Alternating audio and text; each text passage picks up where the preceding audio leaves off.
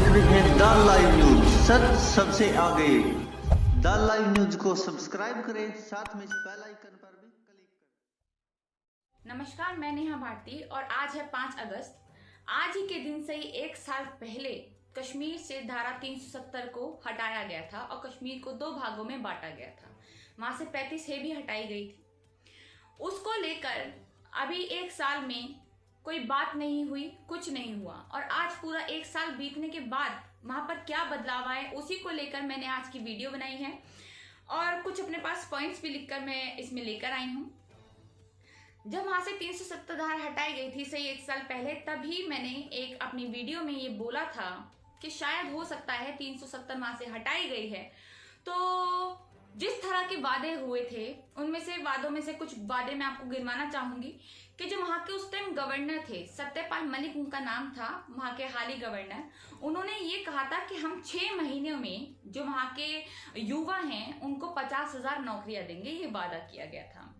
BJP की जो सरकार है वहां पर यह भी वादा किया था उन्होंने कि जो हम लोग हैं वो कश्मीर के हालात एकदम सुधार देंगे, कश्मीर के हालात बहुत अच्छे हो जाएंगे, जो वहां पे आतंकवाद है वहां से खत्म हो जाएगा, वहां पर लोग जमीन नहीं खरीद पाते, जमीन खरीदने लगेंगे तो वहां पे फैक्ट्रियां बन पाएंगी, वहां पे इंडस्ट्रीज बन पाएंगी, तो लोगों को रोजगार मिल पाएगा। जो वहां पे कश्मीरी जो हैं, जो बेरोजगार है, उनको बाहर जाकर रोजगार नहीं करना पड़ेगा, उनको खुद के कश्मीर में ही रोजगार मिलेगा। इस तरह के कुछ वहां पर वादे हुए थे। वहां से आतंकवाद खत्म करने की बात बहुत बड़ी और बहुत बड़े अक्षरों में ये कहा गया कि हाँ, हम आतंकवाद वहां से बिल्कुल खत्म कर देंगे, राज्य का विकास होगा। और खासकर जो वहां पर एकदम से गौर करने वाला मुद्दा ये था कि जो वहां से कश्मीरी पंडित जिनको निकाल दिया गया है, कश्मीरी पंडितों को वहां पर दोबारा से बसाया जाएगा। ये कुछ वादे वहां पर हुए थे। खैर, 1 साल पूरा हो गया है 370 को हटाए हुए। आइए हम ये देखते हैं थोड़ा सा कि 1 साल में क्या बदला, वहां पर नौकरियां कितनी दी गई, वहां के लोगों को इससे कितना लाभ हुआ, किस तरह से पूरा आतंकवाद वहां पर खत्म हो गया, पंडितों को कितना बसाया गया। तो इन्हीं के ऊपर जो मैंने वीडियो बनाई है। सत्यपाल मलिक ने जो ये बात कही थी कि हम 50,000 नौकरियां देंगे 6 महीने में, और आपको एक बात बता दूं कि एक रिपोर्ट अनुसार, नौकरियों की बात यहां पर कर रहे हैं तो एक रिपोर्ट अनुसार वहां पर अभी तक इन 1 सालों में 4 लाख से ज्यादा नौकरियां छीन ली जा चुकी है। 4 लाख से ज्यादा नौकरियां वहां पर खत्म हो चुकी है। 50,000 नौकरी देने का वादा किया था, उसका तो खैर कोई लेना देना है ही नहीं। आतंकवाद की हम बात करें तो आतंकवादी जो हैं अब ज्यादा घुसपैठ कर रहे हैं हमारे कश्मीर में। पहले जितने थे उससे ज्यादा ही आतंकवादी अब घुसपैठ कर रहे हैं। इसके चक्कर में हमारे जो लोकल वहां के लोग हैं उनको भी अपनी जान गंवानी पड़ रही है, और हमारे जो आर्मी मैन हैं उनको भी अपनी जान गंवानी पड़ी, वो भी कई लोग शहीद हो गए। फैक्ट्री इंडस्ट्री की हम बात करें तो फैक्ट्री और इंडस्ट्री का एक बहुत बड़ा यहाँ पर आकलन है कि वहां पे अभी तक इन 1 साल में 44,000 करोड़ का नुकसान हो चुका है। एक रिपोर्ट अनुसार 44,000 करोड़ का नुकसान अभी तक कश्मीर को भुगतना पड़ा है। उसके बाद जमीन खरीदी जा सकेगी, तो वहां पर जमीन खरीदकर कितनी फैक्ट्रियां बनी और वहां पे कितनी इंडस्ट्रीज बनी, तो मैं आपको बताना चाहूंगी कि वहां पे एक तिनका, वहां पर एक ईंट भी नहीं रखी गई है इंडस्ट्री के नाम पे और फैक्ट्रियों के नाम पे। राज्य का विकास होगा तो राज्य का विकास मैं आपको कैसे बताती हूँ कि आज भी वहां पर लॉकडाउन लगा है, आज भी लोगों को वहां पे से घर से बाहर नहीं निकलने दिया जाता है। वहां पे आज भी उतने ही बुरे हालात बने पड़े हैं जितने 1 साल पहले वहां पर बने हुए थे।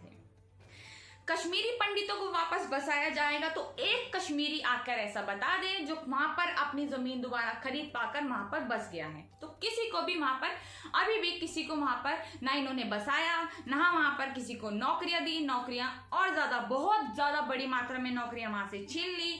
आतंकवाद खत्म करने के बजाय आतंकवाद बहुत ज्यादा बढ़ा है, जमीन कोई खरीद नहीं पाया है, और सबसे मेन बात, जो वहां पर जुल्म हुए हैं वो और ज्यादा बढ़ चढ़कर यहां पर सामने हमें दिखे हैं। मैं आपको एक बात बताना चाहूंगी कि अभी दिल्ली में 2 महीने का जब लॉकडाउन लगा था तो दिल्ली में सब लोग बहुत ज्यादा बिलबिला गए थे, बहुत परेशान हो गए थे। या फिर दिल्ली में ही नहीं, हमारे पूरे भारत में लोग परेशान हो गए थे और लगातार वहां पर कभी कोई कुछ पहनकर कभी कुछ पहनकर बाहर निकलना चाह रहा था छुप छुप के कि हम बाहर निकल जाएं। इस चक्कर में पुलिस ने उनको काफी बार टॉर्चर किया, काफी बार मारा भी।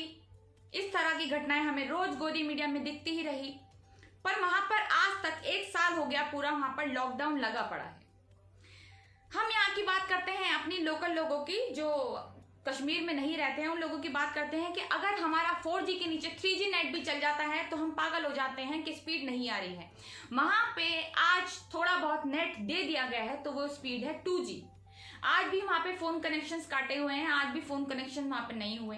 370 जब धारा लगी, वहां पे 370 धारा जब हटाई गई तो मैं आपको एक बात बताना चाहूंगी कि वहां के लोगों को उसी दिन 1 साल पहले, आज से 1 साल पहले की बात कर रही हूँ, तो उसी थोड़े दिन पहले ही वहां के जो टूरिस्ट थे, जो दूसरे शहरों से घूमने टूरिस्ट कश्मीर गए थे, उनको पहले ही बोल दिया गया अपने घर पहुंच जाइए, अपने घर चले जाइए। 370 वहां पे हम ऐसा कुछ करने वाले हैं, तो अपने घर पहुंच गए थे। पर किसी कश्मीरी को ये नहीं बताया गया कि आप अपने घर चले जाइए। उन हालातों में ये हमें सीन देखने पड़े, गोदी मीडिया के भी द्वारा हमने वहां पर देखा कि जो स्टूडेंट्स है वो यहीं ही रह गए, उनके माँ बाप से वो नहीं मिल पाए, कई कई महीने तक वो यहीं पड़े रहे। उनके पास खाने को नहीं था, उनके पास सही से सामान नहीं था, क्योंकि सारी जो व्यवस्था है कनेक्शन की वो काट दी गई थी। मतलब यहाँ के लोग कश्मीरियों से कनेक्ट रह ही नहीं सकते।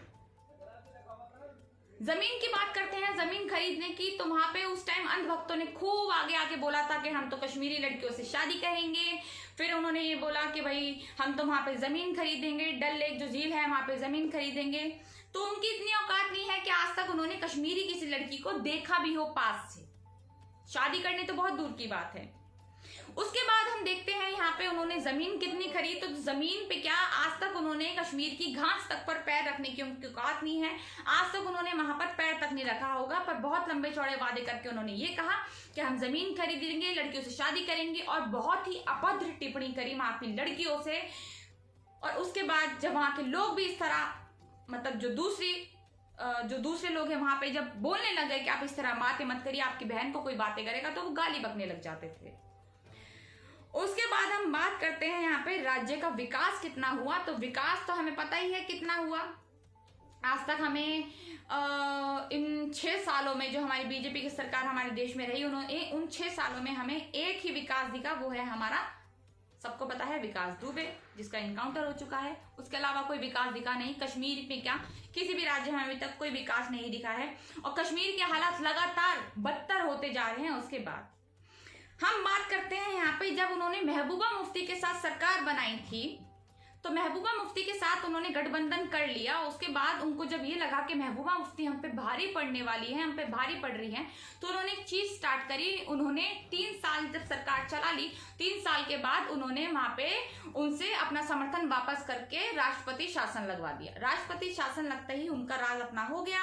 और उसके बाद उन्होंने वहां पे जितने भी बड़े बड़े नेता थे, फारूक अब्दुल्ला कह लें, उमर अब्दुल्ला कह लें, या फिर महबूबा मुफ्ती कह लें, ऐसे छोटी बड़ी पार्टियों के काफी सारे नेताओं को वहां पर एक तरीके से कैद कर दिया गया, जो आज भी कैद ही हैं। कुछों को छोड़ा गया है, काफी सारी उनके ऊपर पाबंदियां लगा के, पर अभी भी काफी सारे लोगों को वहां पर कैद कर दिया गया है। उनके घरों से उनको उठाकर लाकर कैद कर दिया गया है।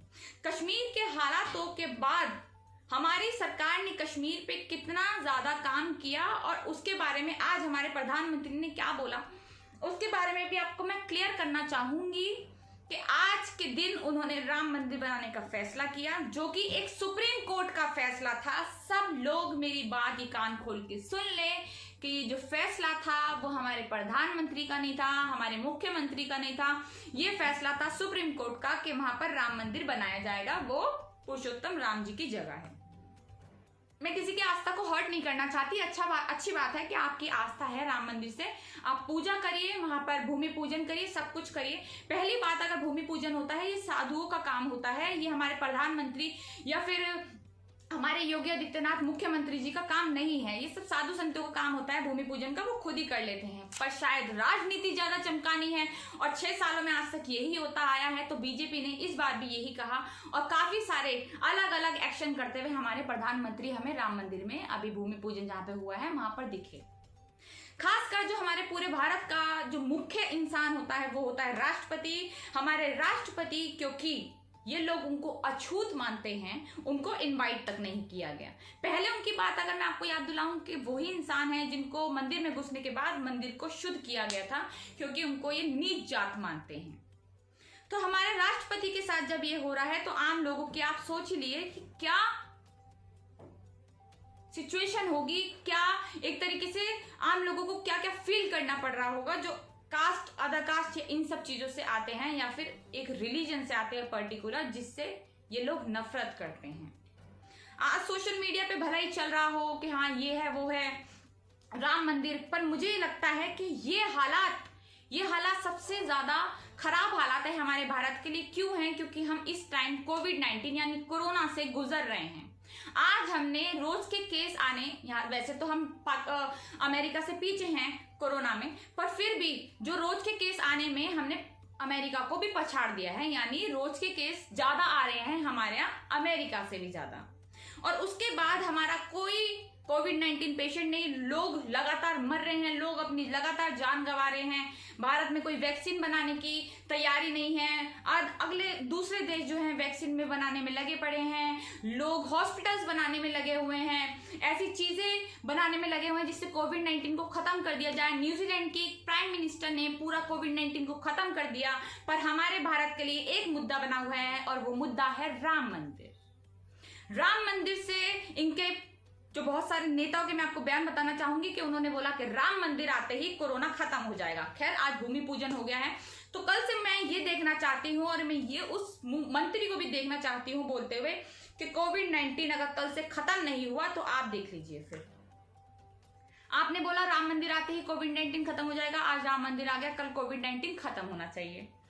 एक ने कहा कि आप भाभी जी पापड़ खाइए कोरोना भगाइए, वो इस तरह की एड्स में दिखा, इस तरह के उन्होंने बोला कि आप पापड़ खाइए, मतलब पापड़ खाने से खत्म हो जाएगा।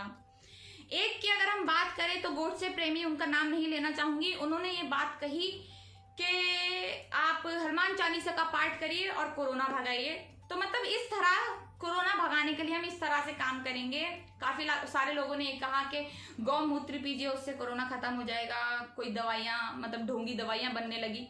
खैर, उनसे कोरोना खत्म तो नहीं हुआ, लगातार बढ़ता जा रहा है, पर फिर भी हमारे लिए एक मुद्दा बना हुआ है जिससे आज सब लोग बहुत ज्यादा खुश हैं, और वो मुद्दा है राम मंदिर। पर मुझे लगता है कि इस टाइम जब हमारा भारत बहुत ज्यादा भूखमरी से गुजर रहा है, हमारे यहाँ लगातार लोग सुसाइड कर रहे हैं, बेरोजगार हो गए हैं, बहुत सी नौकरियां छिन चुकी हैं, लोग बेरोजगार अपने घर पे बैठे हैं, तो मुझे लगता है कि ये टाइम है सोचने का कि हम किस तरह से जो हमारी इकोनॉमी है, जो जमीन तले खिसक चुकी है, उसको हम दोबारा से ऊपर कैसे लाएं, जो हमारे पेशेंट्स है कोविड-19 के, उनको ठीक कैसे किया जाए, वैक्सीन बनाने की तैयारी की जाए, किस तरह के उपायों से हम कोविड-19 को भारत से खत्म कर सकते हैं, ये सोचा जाए। पर ये कोई नहीं सोच रहा है। एक ही मुद्दा बना हुआ है यहाँ पे, राम मंदिर। अगर मुझे लगता है कि जय श्री राम का जो नारा देते हैं, जय श्री राम के नारे के लिए उसी के अगर ऊपर उस जगह पे नहीं, उसी को नाम को देखते हुए अगर एक नारा बनाते, जय श्री राम अस्पताल, जय श्री राम हॉस्पिटल, तो शायद आज हम भी खुश होते, और शायद जिसके नाम पे उन्होंने ये हॉस्पिटल बनाया है बीजेपी वालों से, वो भी खुश हो जाते। पर लगातार लोग मर रहे हैं। देखिए, मुझे लगता है लोगों की जान जब तक नहीं होगी, जब तक उनकी आस्था नहीं होगी, जब तक उनका कोई पूजन नहीं होगा, तो जान सबसे ज्यादा जरूरी है मेरे ख्याल से। तो जान को ये बिल्कुल नहीं देखते हुए सिर्फ लोगों की आस्था में लगे हुए हैं, अपनी राजनीति चमकाने में लगे हुए हैं। तो मेरी ऊपर वाले से, ईश्वर से, अल्लाह से, राम से बस एक ही दरख्वास्त है कि कृपया करके हमारे इन लोगों को थोड़ी सद्बुद्धि दें भगवान, थोड़ा तो इनके अंदर दिमाग लिया है अल्लाह कि कुछ तो इनका ठीक हो पाए, और हमारे जो हालात हैं, जिस हालातों से हम गुजर रहे हैं, उस हालात से हम बाहर आकर अपने भारत को एक अच्छा देश दोबारा बना सके। जो हमारी इकोनॉमी है, जो हमारी नौकरियां हैं जो जा चुकी है, उनको दोबारा से हम ला सके। तो मेरा इस वीडियो का बस एक ही एम था, एक ही मेरे को उम्मीद है आपसे कि आप इन चीजों को समझिए, और खास कर जाते जाते अपने दलित भाइयों से अपनी वीडियो खत्म करते हुए यही कहना चाहूंगी कि आज अगर आप राम मंदिर के नाम पे खुश हैं, तो एक बार उस राम मंदिर में जाकर अगर आपको पैर रखने दिया जाए, तो आप भी देख लीजिए, हम भी देख लेंगे, फिर आप खुश होएं। उसके बाद अगर आपको वहां पर पूजन करने के लिए बुलाया जाए या फिर किसी भी चीज के लिए बुलाया जाए तो बहुत अच्छी बात है, आप जाइए वहां पर पूजा करके आइए। पर मुझे लगता है कि शायद आपको नहीं जाने दिया जाएगा, तो एक बार अपने दिमाग से काम लीजिए। सब लोग सोचिए कि ये राजनीति चमकाने के लिए क्या कर रहे हैं। राम मंदिर बहुत पहले बन सकता था, अभी क्यों बना, काफी सारी चीजों को दबाने के लिए ही क्यों बना। तो कृपया करके मेरी इस वीडियो से कुछ सीखने की कोशिश कीजिए। अगली वीडियो में फिर मुलाकात होगी। धन्यवाद। आप देख रहे हैं द लाइव न्यूज, सच सबसे आगे। द लाइव न्यूज को सब्सक्राइब करें, साथ में